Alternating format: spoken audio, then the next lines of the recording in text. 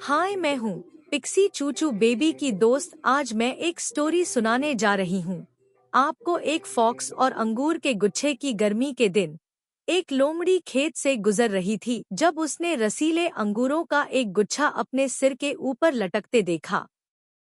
काश मैं अपनी प्यास बुझाने के लिए इनमें से कुछ ले पाता, उसने मन ही मन सोचा। लेकिन अंगूर उसकी पहुंच से बाहर थे। लोमड़ी अपने पिछले पैरों पर खड़ी हो गई और अपनी गर्दन को जितना हो सके उतना आगे बढ़ाया, लेकिन अंगूर अभी भी बहुत ऊंचे थे।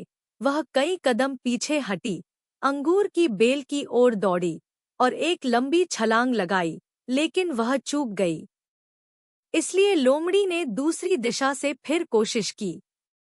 वह जितनी तेज दौड़ सकती थी दौड़ी और हवा में उछली, लेकिन एक बार फिर चूक गई। स्वादिष्ट अंगूर पाने के लिए दृढ़ संकल्पित लोमड़ी बार बार कूदी। अब उसे पहले से भी ज्यादा गर्मी और प्यास लग रही थी और वह अभी भी एक भी अंगूर नहीं पकड़ पाया था। अंत में लोमड़ी ने अंगूरों को घृणा से देखा। मुझे नहीं पता कि मैं उन भयानक अंगूरों को पाने की कोशिश में अपना समय क्यों बर्बाद कर रही हूँ, उसने कहा। मुझे यकीन है कि इनका स्वाद बहुत खट्टा होगा। बच्चों के लिए यह छोटी सी कहानी हमें सिखाती है कि जो आपके पास नहीं है उसे तुच्छ समझना आसान है।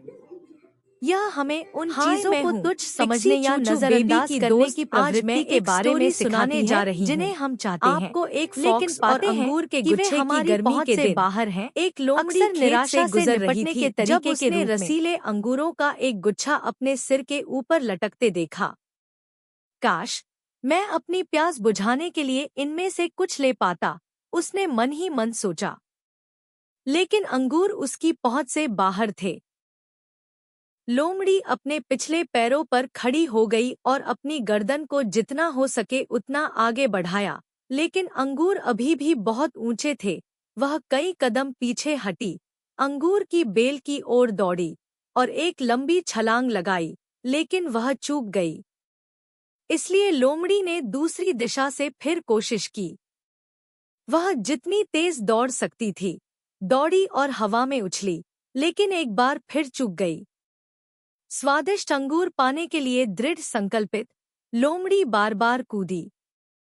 अब उसे पहले से भी ज्यादा गर्मी और प्यास लग रही थी और वह अभी भी एक भी अंगूर नहीं पकड़ पाया था। अंत में लोमड़ी ने अंगूरों को घृणा से देखा। मुझे नहीं पता कि मैं उन भयानक अंगूरों को पाने की कोशिश में अपना समय क्यों बर्बाद कर रही हूँ, उसने कहा। मुझे यकीन है कि इनका स्वाद बहुत खट्टा होगा। बच्चों के लिए यह छोटी सी कहानी हमें सिखाती है कि जो आपके पास नहीं है उसे तुच्छ समझना आसान है। यह हमें